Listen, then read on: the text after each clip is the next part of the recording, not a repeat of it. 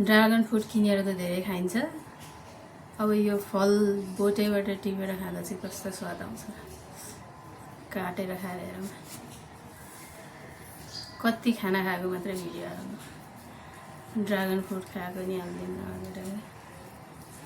तर हिजो खाएको चाहिँ पिङ्कवाला थियो, आज चाहिँ फेरि यो हेर्नुवाला है, सेतोवाला।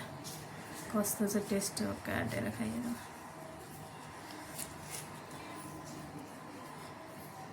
वाह दामी छ नि।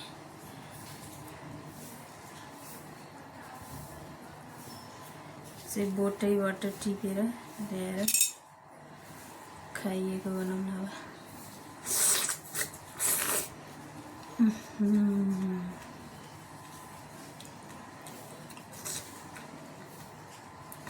खानु हो, मिठो ज्यादा अहिले छोडेको सबै म खाइदिउँ त। मिठो यार।